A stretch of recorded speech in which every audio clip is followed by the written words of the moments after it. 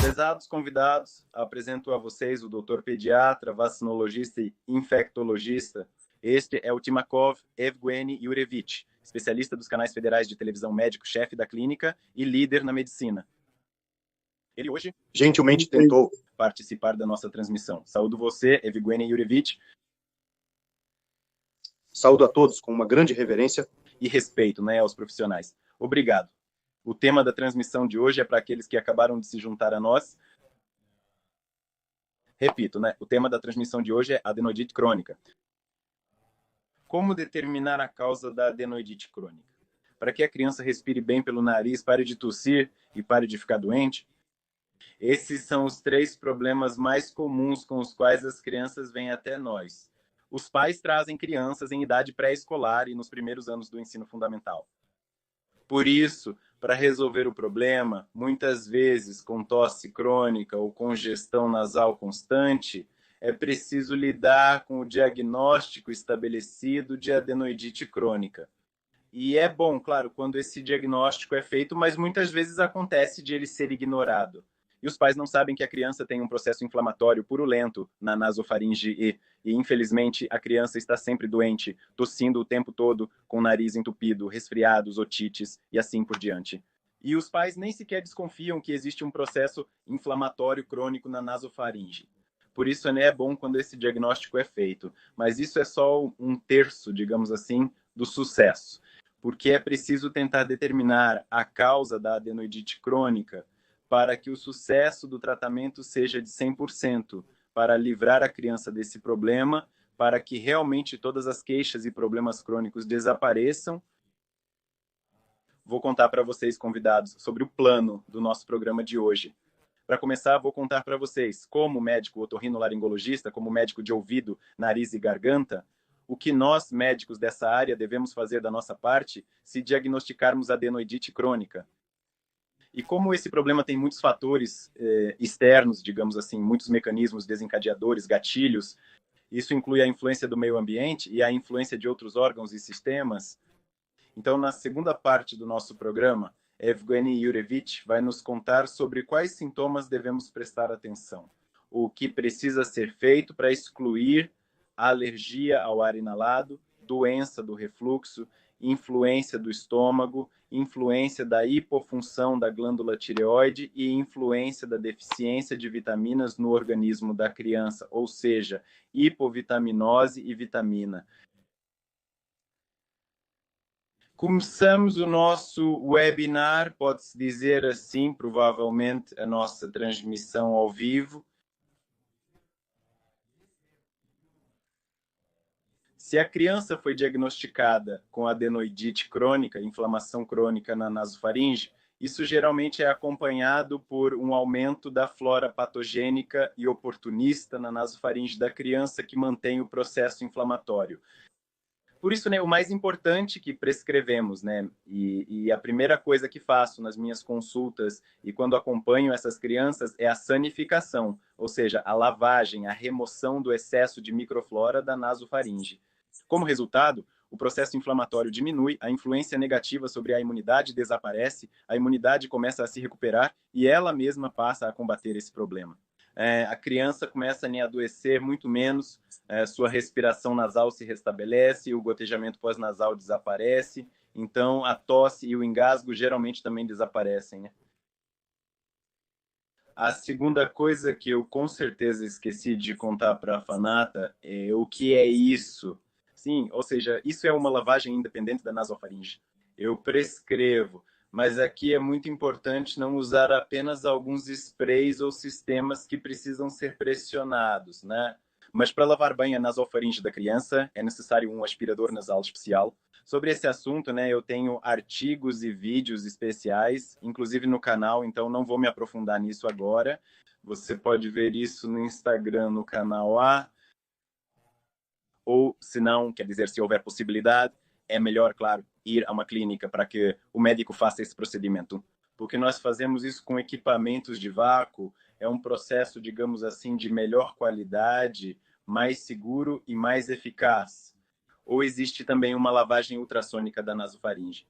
a terapia UZEOL também se mostrou muito eficaz, porque além das amígdalas serem limpas, elas também recebem uma massagem por ultrassom, o que proporciona um efeito adicional.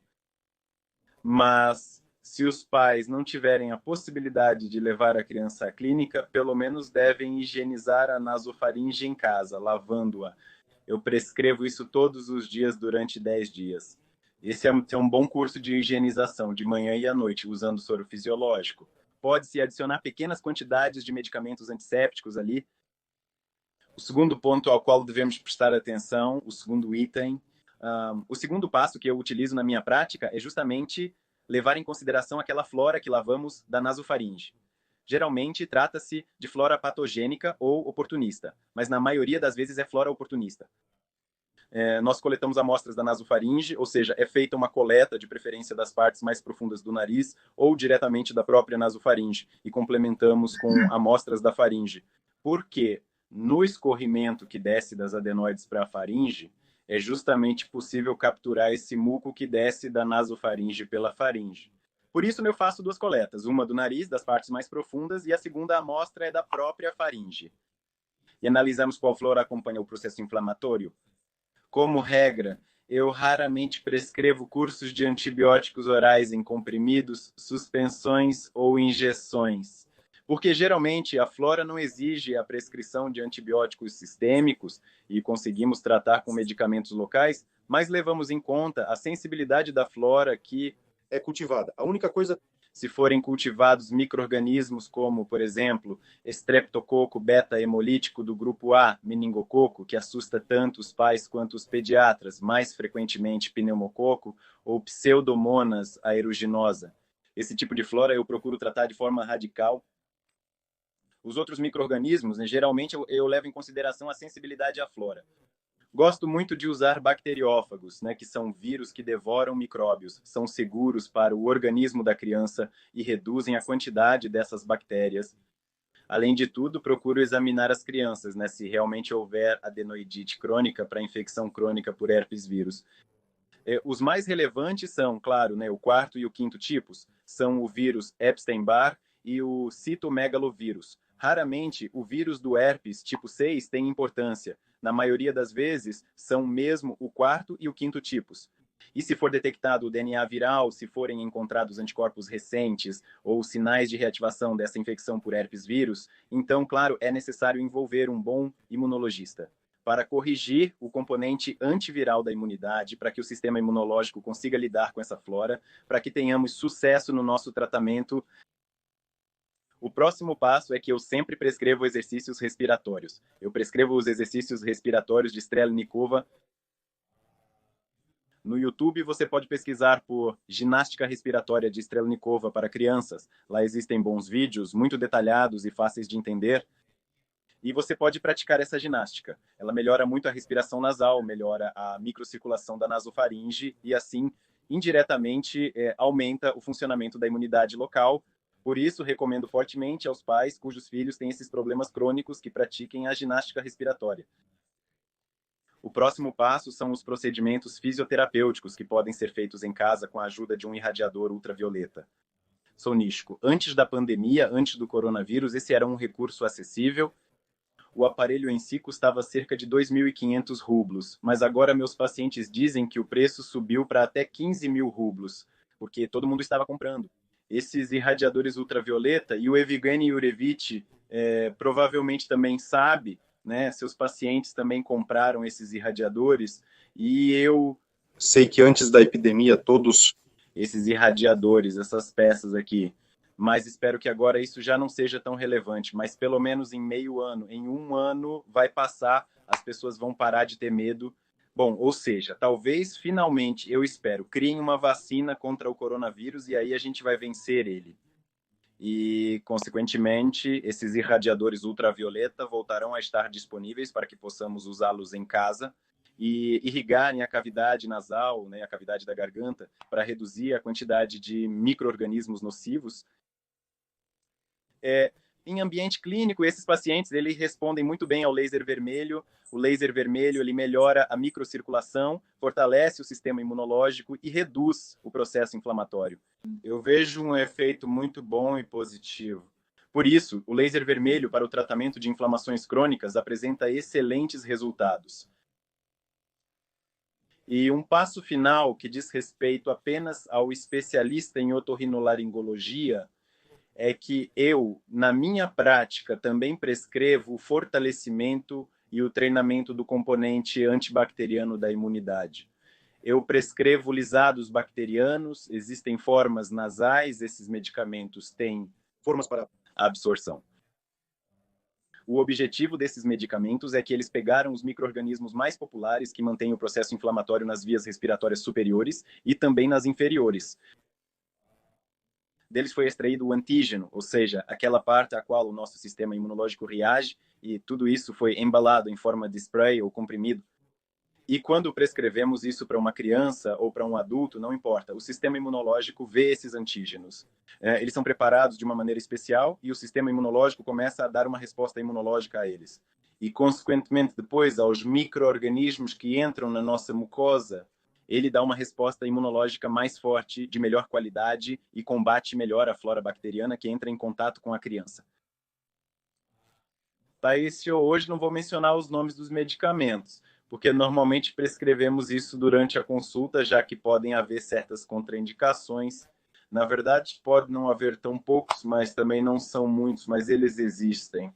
Por isso, é melhor prescrever esses medicamentos, os lisados bacterianos, para fortalecer o elo bacteriano durante a consulta, quando você vier ao otorrinolaringologista ou ao pediatra, pois eles também utilizam esses medicamentos. Sim, Evgeny Yurevich, com certeza. Sim, porque eles também fortalecem a imunidade das vias respiratórias inferiores, a criança fica doente com bronquite com menos frequência e assim por diante.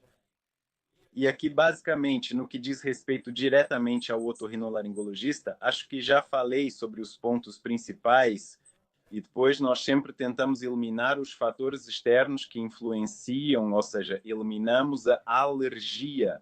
Tentamos entender se a criança tem refluxo, porque, pelo que sei, a doença do refluxo pode ocorrer de forma assintomática. Mas o refluxo do estômago acontece à noite na criança, e isso começa a irritar a garganta.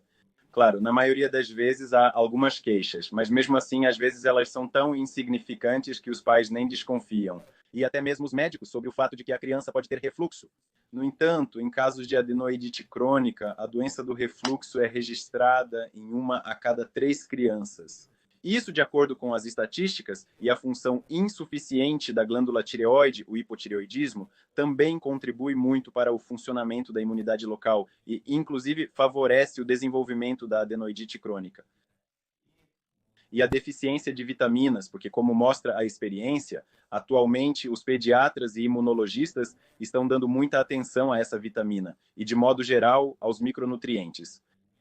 Porque eu, na minha prática, prescrevo a vitamina e vejo o efeito. O processo inflamatório realmente começa a diminuir de forma mais ativa do que sem a prescrição de doses terapêuticas dessa vitamina.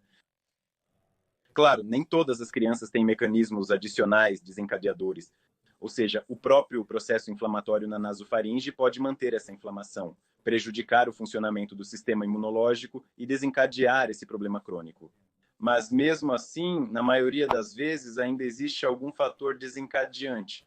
Por isso, passo a palavra para Evgeny Yurevich. Ele vai nos contar sobre esses principais problemas que já mencionamos e nós vamos ouvir atentamente, memorizar e seguir essas recomendações. Evgeny Yurevich, saudações. Saudações, obrigado pelas informações úteis que você apresentou do seu ponto de vista. Na verdade, o problema das adenoides não é um problema de um único médico. Sim, não é um problema do pediatra nem do otorrinolaringologista. Esse é um problema que geralmente requer uma junta de médicos, quando participam o endocrinologista, o imunologista, o gastroenterologista, o pediatra e o otorrinolaringologista. Porque as próprias adenoides, quando os pais já se deparam com esse problema, eles naturalmente procuram o otorrinolaringologista, porque aí a questão já está sendo resolvida. Infelizmente, muitas vezes, já em um estágio avançado, é preciso realmente tomar uma decisão radical, como a remoção das adenoides. Porque os pais percebem o crescimento das adenoides quando a criança começa a adoecer com frequência ou perde a audição, ou seja, já em um estágio em que a prevenção é difícil ou impossível.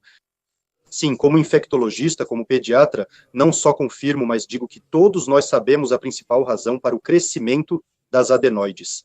são exatamente esses herpes do tipo 4 e 5, sim, citomegalovírus, vírus Epstein-Barr, infecções intracelulares como micoplasma, clamídia, infecções crônicas que ficam na nasofaringe, os mesmos estafilococos, streptococos e assim por diante que prejudicam a microbiota. E as adenoides, simplesmente por serem um elo do sistema imunológico, capturam essa infecção e a deixam entrar ainda mais no organismo. E, tecnicamente, por causa disso, elas crescem. Mas a razão do crescimento das adenoides, na verdade, não é tão banal. Não são só essas infecções que podem influenciar no crescimento delas. E esses pequenos problemas, eu diria até que nem sempre são pequenos, eles acontecem com frequência, por exemplo, doenças repressivas. Elas não são infecciosas e, né, infelizmente, não recebem atenção. Em vez disso, tratam as infecções que supostamente causaram esse crescimento das adenoides. Então, que problemas podem afetar as adenoides em si? Em primeiro lugar, é uma característica da constituição. Existe um conceito chamado de átese linfática hipotética. É uma característica da constituição do corpo da criança, quando ela tende naturalmente a ser mais cheinha, com tendência à hipodinamia. Ele tem um fluxo sanguíneo específico, e os órgãos linfáticos e os linfonodos se desenvolvem de forma particular. E, inclusive, as próprias adenoides e as amígdalas, porque elas também fazem parte desse sistema imunológico, sendo esse tecido linfático. Ou seja, as adenoides podem crescer, primeiro, por causa da predisposição genética, né? Essa predisposição genética é estimulada por fatores do ambiente externo. Você está certo ao dizer que se não houver umidade adequada no ar, se não houver um ambiente confortável, então, naturalmente, o crescimento das adenoides em uma pessoa predisposta a isso será mais acentuado. Ao mesmo tempo, essas crianças que têm diátese linfática, isso é uma característica da constituição, não é uma doença, né? É uma particularidade da estrutura da criança. Elas têm maior tendência a alergias, têm maior tendência ao sobrepeso, são propensas ao crescimento das infelizes adenoides e a doenças obstrutivas dos pulmões. Neles, muito frequentemente, novamente por fatores genéticos, está presente o conceito de hipotireoidismo. Ou seja, a glândula tireoide libera uma quantidade menor de hormônios necessários para o crescimento e desenvolvimento do organismo, já que a glândula está constantemente sob tensão. Essas formações linfáticas ao redor da glândula tireoide, são linfonodos localizados nas laterais dos órgãos do pescoço, onde novamente estão incluídas as adenoides de querosamo. Eles reagem ainda mais aumentando de tamanho e ficando congestionados, ou seja, o fluxo sanguíneo deles é prejudicado. Os hormônios que estimulam a glândula tireoide afetam a imunidade e o crescimento do organismo como um todo. Ou seja, uma das causas do crescimento das adenoides pode ser a diminuição da função da glândula tireoide, em parte.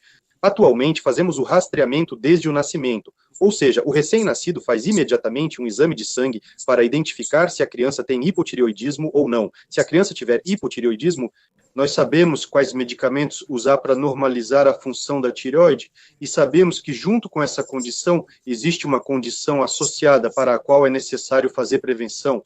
Ou seja, tendência a adenoides, tendência a problemas do trato gastrointestinal e tendência a distúrbios no desenvolvimento físico, em geral, e assim por diante, e assim por diante, e assim por diante. Ou seja, felizmente nós reconhecemos essa doença nos estágios iniciais quando fazemos esse exame de triagem. Queremos dizer que estamos fazendo prevenção. Ou seja, se de repente houver esse diagnóstico, né, o endocrinologista cuida disso, né, o otorrinolaringologista também cuida disso ao mesmo tempo, e o pediatra também trata desse problema simultaneamente. E até os 2 ou 3 anos, para que a criança não desenvolva adenoides. Ou seja, são feitas medidas preventivas específicas, que o médico prescreve individualmente durante o exame da criança. Isso é no que diz respeito à hipofunção da glândula tireoide. Mas agora temos novas pesquisas. Você mencionou a vitamina. De fato, a vitamina é muito importante, mas agora ela já é considerada, aliás, não mais uma vitamina. Essa vitamina já superou todas as outras em importância. Agora ela está acima da vitamina C, que era usada na Europa. Agora, a vitamina C ficou em segundo plano. Agora toda a Europa, todo o mundo toma essa vitamina. Por quê? Porque essa vitamina não é apenas uma vitamina, ela é considerada um pré-hormônio. Ou seja, na verdade, é aquele tijolo estrutural que forma não só o nosso metabolismo do cálcio. Esses casos de raquitismo, né, que vemos nas crianças, raquitismo. Aliás, hoje em dia não há tantos casos assim, porque quase todo mundo recebe doses preventivas de vitamina no nosso clima moderado, então não é algo tão comum, não há tantos casos silenciosos de raquitismo. Mas uma leve deficiência de vitamina está relacionada à imunidade, e isso é muito comum. Foram realizados estudos que mostram que em crianças de até 1 ano, quase todas têm níveis normais de vitamina. devido ao fato de que ou estão em amamentação, ou as fórmulas infantis têm vitamina adicionada, ou a vitamina é dada à criança em gotas depois dos 2 ou 3 anos de idade, justamente quando paramos com as fórmulas, começa aquele período complicado. Porque dos 2 aos 3 anos, se o colega confirmar sim, Dimitri.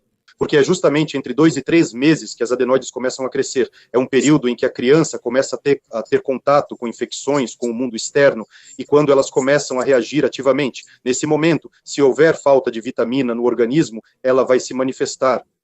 Porque, de acordo com as estatísticas, cerca de 73% das crianças após os 3 anos de idade apresentam deficiência de vitamina. Isso foi divulgado com base nos exames que foram feitos, porque os pais não dão vitamina adicional. Nas fórmulas já não tem mais. Absorvemos a vitamina do ar através do sol de forma incorreta, né? Mas por que de forma incorreta? Vou contar um segredo. A vitamina só é absorvida quando somos expostos às chamadas ondas ultravioletas, as ondas B. E o fato de tomarmos sol todos os dias, na verdade, são ondas alfa, que afetam ainda mais a nossa pele. Elas atingem profundamente o tecido subcutâneo e causam várias doenças de pele, incluindo o bronzeado, que na verdade nem precisamos. Já a vitamina ativa só é absorvida das 11 horas até as 2 horas da tarde, ou seja, quando o sol está no zênite. Em outros horários, esses raios beta não passam. E é o suficiente. Por um lado, dizemos às crianças para não brincarem ao ar livre durante o zênite, quando o sol está no zênite, porque, desculpe, pode haver uma insolação, mas 5 a 10 minutos, áreas abertas do corpo, como mãos, pernas e rosto, são suficientes para obter sua própria dose de vitamina D. Exatamente, 5 a 10 minutos. E assim não há superaquecimento para a criança. E são justamente esses raios ativos que atingem o bebê nesse horário e ajudam a produzir vitaminas. Então, para que ele serve? Na prática, eu vou repetir, isso não é raquitismo, não é algo que a gente deva se preocupar, Raquite. Não há felicidade em tanta quantidade de raquitismo, mas a diminuição da imunidade por falta de vitamina, problemas de crescimento e até distúrbios hormonais em crianças acontecem justamente porque falta vitamina. Como consequência, já que o organismo precisa de alguma forma compensar essa deficiência, né, a insuficiência da imunidade, ele compensa isso pelas portas de entrada. Ou seja, se a infecção entra pelas portas frias, que é a nasofaringe, qual é o principal foco? São as adenoides, as amígdalas, as maiores glândulas que temos, e além disso, os linfonodos, que são os grupos cervicais. Eles aumentam de tamanho e de acordo com trabalhos científicos. Crianças que receberam doses terapêuticas de vitamina ao mesmo tempo que a terapia de ozonação dos ciclos crônicos de infecção mostraram sua eficácia, porque a vitamina deve estar nos esquemas de tratamento dessas doenças crônicas. Os lados da nasofaringe, isso é obrigatório, isso precisa ser levado em consideração. Somente o pediatra ajusta a dose da vitamina individualmente, naturalmente. Sinceramente, não vejo sentido em fazer exames de sangue em toda criança. Existem sinais ósseos que podem ser observados. Primeiro, isso não é barato. Segundo, é sangue tirado da veia. Mas, novamente, se for necessário fazer um diagnóstico preciso, então é preciso analisar não só os parâmetros bioquímicos, porque nós analisamos os estreptococos, também avaliamos a atividade do processo inflamatório em geral, e ainda acrescentamos a análise da vitamina B, exame de triagem. Se o governo oferecesse exames de triagem gratuitos antes da escola ou do jardim pedagógico, claro que seria ótimo, porque isso resolveria muitos problemas de doenças crônicas. Mas essa é a minha opinião, talvez um dia a gente chegue lá. O próximo problema relacionado às adenoides é que elas estão constantemente expostas a algum fator agressivo. Se eliminarmos a infecção viral, como já falamos, eliminarmos os focos crônicos de infecção, tanto virais quanto bacterianos, qual seria o outro fator? Qual é o fator mais comum que afeta as crianças? Isso, naturalmente, é o ambiente externo, ou seja, poeira, pólen e o desenvolvimento de alergias. Nossa sociedade, bem, não vou dizer que está ficando menor, mas nossa sociedade, infelizmente, em termos de alergização, está se degenerando. A cada ano, temos cada vez mais pessoas alérgicas, né? Se há 20 anos 5% da população tinha alergia, agora já são quase 40% a 50%. Isso é estatística oficial. Se entendermos que a maioria das pessoas não é acompanhada oficialmente e não recebe diagnóstico oficial de polinose e asma, veremos que, na verdade, 60% a 70% da população tem alergia. Infelizmente, as adenoides são as primeiras a captar o pólen justamente na nasofaringe. Esses casos de polinose crônica e o contato constante com alergia, infelizmente, também são fatores que influenciam o crescimento das adenoides.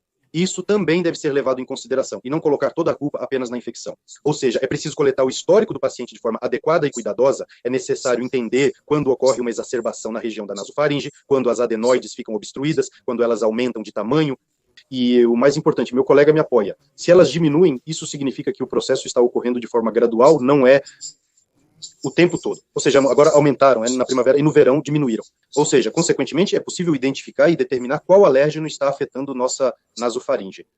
Se identificarmos o alérgeno, hoje em dia existem métodos de tratamento. Sim, ou seja, existe a imunoterapia específica, terapia, existe essa imunização específica, existem métodos diferentes no exterior, existe a autoalipocitoterapia, existe a terapia de limonização e, no final das contas, métodos especiais. Talvez você já tenha visto aqueles filtros que são colocados no nariz, com pequenas hélices que filtram o pólen. Existem muitas opções. O principal é identificar a causa. Ou seja, nossa tarefa é descobrir a causa, porque se for alergia, então, novamente, por isso, né, os exames de sangue ajudam, mas eu recomendo mesmo fazer os testes cutâneos. Eles são mais confiáveis em relação à reação individual a um determinado alérgeno. Acho que todos já conhecem essa causa relacionada às alergias, não precisa explicar muito, mas infelizmente quase toda a família já teve alguém que passou por isso pelo menos uma vez, de qualquer forma, em todo caso. Aqui, novamente, temos vários médicos, alergologista, imunologista, pediatra e otorrinolaringologista trabalham em conjunto, cada um prescrevendo seu próprio tratamento e seu próprio método de exame. Uma causa mais desagradável dos adenoides e, infelizmente, uma das causas mais comuns. Você disse corretamente que 1/3 de todas as crianças com otites crônicas têm refluxo. A doença do refluxo em crianças é realmente uma causa muito comum de adenoides, e nós esquecemos disso. Infelizmente, nós não percebemos que a criança tem um certo tipo de refluxo, isso acontece com muita frequência. Quando vem até nós. O que é refluxo, afinal? Do estômago para o esôfago é lançada uma certa quantidade de comida, quando a válvula superior, que é radial, está fraca. Assim, uma certa quantidade de comida volta para lá, enquanto o alimento deveria estar no estômago. Em princípio, ela tem alta acidez, ou seja, há ácido clorídrico ali, que inicia o processo de digestão e, por si só, já é um fator irritante. Se em crianças com menos de 1 ano e meio o refluxo é, em princípio, uma variação normal, isso acontece porque a válvula superior delas já é naturalmente fraca. Você vê a criança, quando se alimenta, muitas vezes regurgita, às vezes arrota ar, às vezes regurgita comida. Em idade mais avançada, a tosse à noite é o primeiro motivo e a primeira coisa em que se deve prestar atenção é a tosse quando está deitado e à noite quando a criança está deitada. Essa tosse à noite pode ser causada pelo fato de que algo está escorrendo. É justamente esse ácido clorídrico que causa irritação. Ele vai causar irritação na parede posterior da garganta e, em caso de refluxo intenso, esse fator irritante pode atingir a adenoide. O que é ácido na adenoide? Na verdade, isso é uma queima da mucosa com um processo inflamatório crônico. Ou seja, podemos nos preocupar com infecções, procurar alergias e assim por diante, mas nós devemos. Mais uma vez, digo que o mais importante aqui é a anamnese. Uma anamnese bem feita para o médico é basicamente 99% do diagnóstico. Ou seja, precisamos analisar quando a criança, quando começou o crescimento das adenoides, primeiro, se ele está constantemente incomodado com a secreção mucosa da nasofaringe. Isso pode ser uma reação porque em casa está muito seco e o nariz infeliz tenta se salvar dessa secura. Produzir muco e de manhã tossir aquela quantidade de catarro que ele acumulou durante a noite. Ou pode ser uma reação à irritação causada pelo próprio ácido clorídrico. Ou seja, quando a criança está deitada à noite, ela está constantemente engasgando.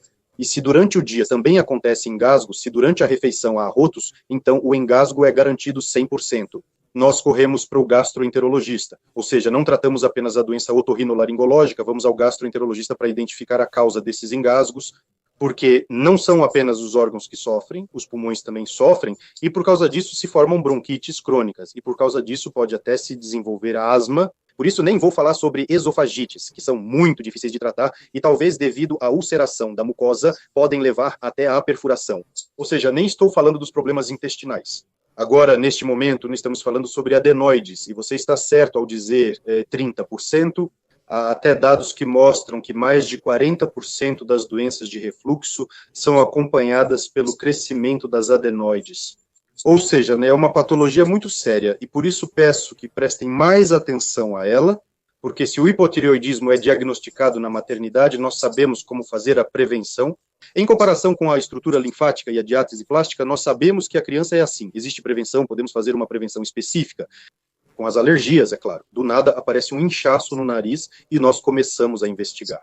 Mas esses refluxos passam despercebidos, acredite, em 80% dos casos, eles realmente passam despercebidos, e eu dou uma ênfase muito, muito grande neles. Ou seja, foco exatamente na coleta do histórico médico, na prevenção da doença do refluxo e no diagnóstico desse refluxo junto com o Denoin. Isso é, por favor, o que eu queria dizer. O principal são essas causas não dolorosas que muito frequentemente passam despercebidas. Se houver mais alguma dúvida, posso responder ou contar algo mais sobre adenoides. Sim, eu gostaria de acrescentar imediatamente. Sobre alergia, por algum motivo, meus pacientes, especialmente as mães, dizem com muita frequência: sabe, doutor, meu filho nunca teve nenhuma alergia na vida. Nós, os pais, não somos alérgicos. E aí você precisa convencê-los com dificuldade, convencer mesmo.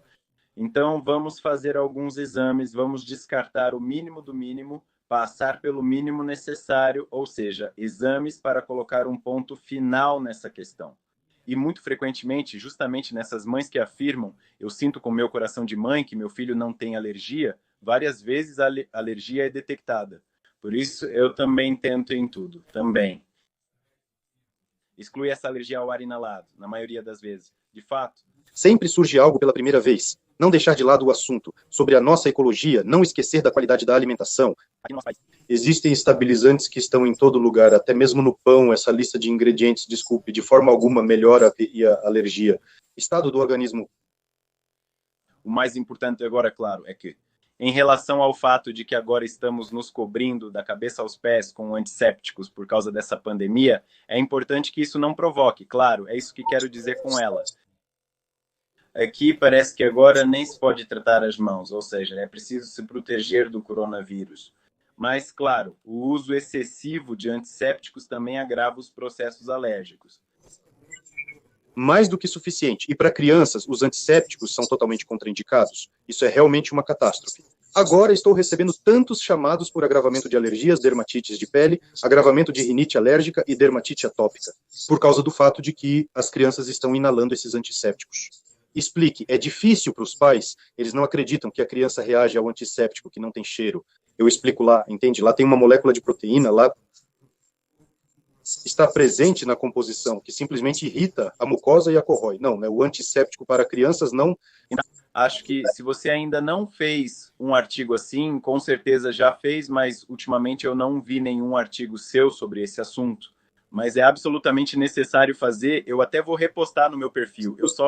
Sobre o coronavírus, para ser sincero, eu já falo sobre isso em todas as transmissões, em todos os lugares na televisão, eu já não aguento mais comentar sobre o coronavírus, já estou assim.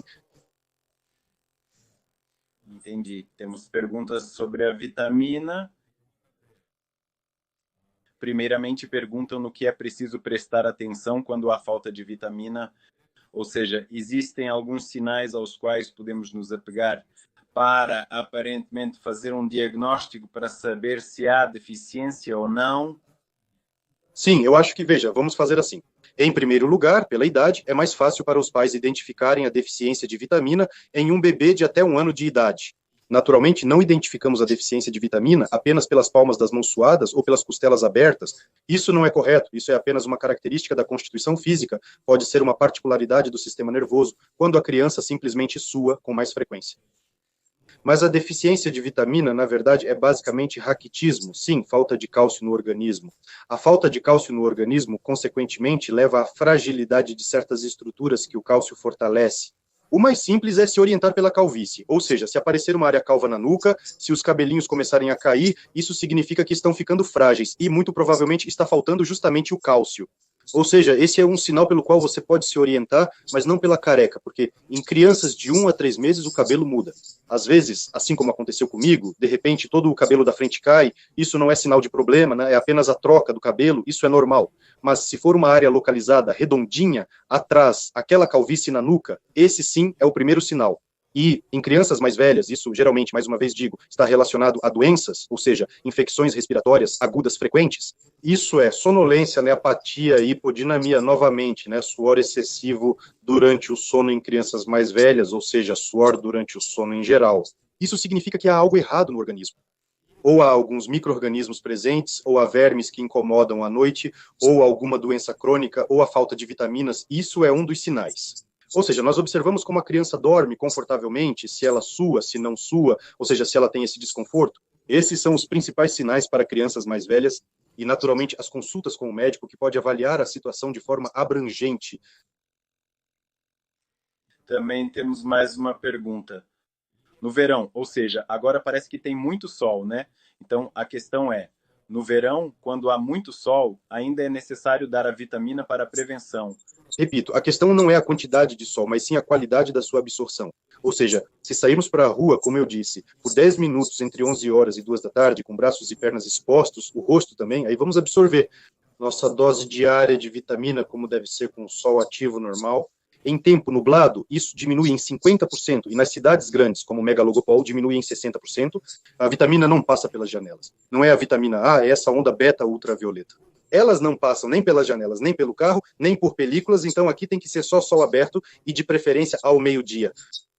Se a sombra da pessoa for maior do que a da altura dela, não tem vitamina. Já as ondas, essas beta que são necessárias, são filtradas na atmosfera e não chegam à Terra. Só chegam as ondas alfa, né, que são prejudiciais. Se a gente recebe a dose de vitamina, não importa quanto tempo ficamos ao sol durante o dia, se for a dose ativa que precisamos, então não é necessário tomar vitamina adicionalmente. Se ficamos em casa, né, o tempo está nublado, não saímos para passear, nesse dia é obrigatório dar a vitamina, de 500 a 1.500 unidades. E isso é algo que só o pediatra pode prescrever individualmente para cada um. No verão, geralmente, 500 unidades são suficientes para evitar a diminuição do nível de vitamina.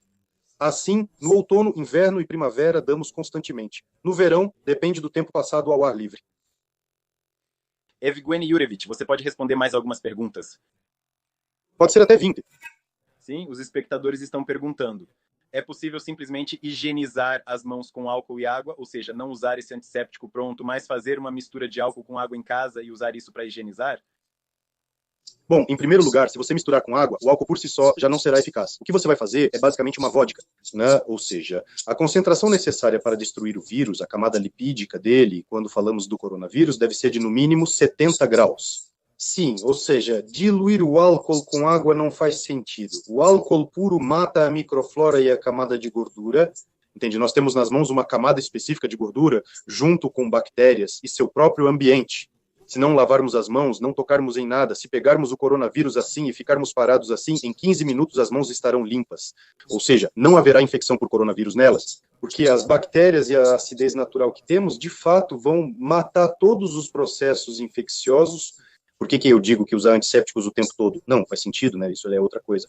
Quando fomos a um lugar público, né? Uma vez chegamos em casa, lavamos as mãos e passamos antisséptico. E isso só se não houver possibilidade de lavar com água e sabão, porque o vírus sai muito bem com água e sabão. Ele não é morto pelo sabão, mas é removido facilmente. Além disso, como lavar as mãos, eu já postei sobre isso e dá para encontrar na internet, porque não é só lavar de qualquer jeito. Sim, o vírus fica aqui, aqui e aqui, ou seja, é preciso lavar corretamente, como fazem os cirurgiões. Bom, digamos assim, as soluções alcoólicas servem mais, provavelmente, para acalmar a si mesmo, só para se tranquilizar. Com isso, vamos desequilibrar a pele da criança, ela vai ficar seca e pode aparecer diátese, eczema e até mesmo infecções microbianas. Isso é ainda mais perigoso. Por esse mesmo motivo, sou contra o uso constante de luvas. Eu sou a favor de usarmos luvas descartáveis de plástico, não de látex, mas de plástico, apenas para ir ao mercado. Sim, essas baratas luvas comuns feitas de plástico, mas sou contra o uso constante de luvas de látex. Porque olhem para os médicos, olhem para os cirurgiões que trabalham o tempo todo com elas. Aqui, para fazer a prevenção, existem cremes cirúrgicos especiais para prevenir dermatites. Caso contrário, as mãos dos cirurgiões simplesmente ficam destruídas. Não precisamos fazer com que toda a população do nosso país, 140 milhões, desenvolva dermatite. Embora, se quisermos impulsionar a indústria, sim, a farmacêutica, sim, a cosmética, aí já é outra questão. Talvez os dermatologistas estejam sem trabalho, eu não recomendo dar esse trabalho para eles. Entendi. Agora eu vou responder mais uma pergunta. Se a criança ronca com frequência à noite, isso são adenoides. De fato, as crianças frequentemente roncam e ressonam à noite, e isso, antes de tudo, é um sinal de respiração prejudicada. E aqui é preciso investigar. Isso pode ser causado por um inchaço excessivo da mucosa nasal por vários motivos, ou realmente por adenoides aumentadas, podendo também ser as amígdalas palatinas aumentadas, as chamadas glândulas. Por isso, numa situação dessas, é fundamental procurar um médico para entender em que nível está ocorrendo a obstrução da respiração. E possivelmente isso acontece em todos os níveis. Pode ser o inchaço do nariz, o inchaço da nasofaringe e as amígdalas aumentadas. Por isso, nesse caso, é absolutamente necessário procurar ajuda, porque isso faz com que a criança não receba oxigênio. E isso pode, em primeiro lugar, levar a outras doenças de outros órgãos e sistemas e ao comprometimento do desenvolvimento. Por isso, procurem ajuda, Evgueni Yurevich. Na sua clínica, todos esses especialistas de que falamos hoje estão disponíveis, todos já estão trabalhando. Não. Por enquanto, eu abri justamente por causa do coronavírus, simplesmente para proteger minha equipe neste momento. Bem, digamos assim, ainda existe o risco de contaminação. Por isso, decidimos que a equipe será mais importante para nós aqui do que qualquer modelo de negócio. Sim, esse é o primeiro ponto. O segundo, infelizmente, meu centro não é tão grande, né? Não temos todos os especialistas, mas temos clínicas parceiras para onde podemos encaminhar. O otorrinolaringologista é excelente, você já tem o necessário para resolver a questão das adenoides. Então, alguns especialistas estão conosco, outros estão em outras clínicas. Entendi. Muito obrigado pela palestra interessante, pela participação. Desejo saúde para você, para sua família, para todos os médicos e para sua clínica. Espero que em breve possamos voltar à vida normal e lidar com nossos problemas habituais. Muito obrigado pelo convite, foi um prazer conversar com você. É um tema relevante, precisamos levantar com mais frequência assuntos que realmente são importantes para as mães. O mais importante é que elas não façam automedicação e procurem ajuda a tempo. É muito difícil, concorda, corrigir quando a situação já está avançada. Por isso, é melhor fazer a prevenção. Vamos apoiar mais a medicina preventiva. Sim, obrigado a todos os telespectadores que estiveram conosco hoje. Desejo saúde a todos. Até a próxima. A todos, até logo. Tudo de bom. Obrigado, Evgueni Yurevich. Sim, tudo de bom. Obrigado, obrigado. Legendas criadas por mim.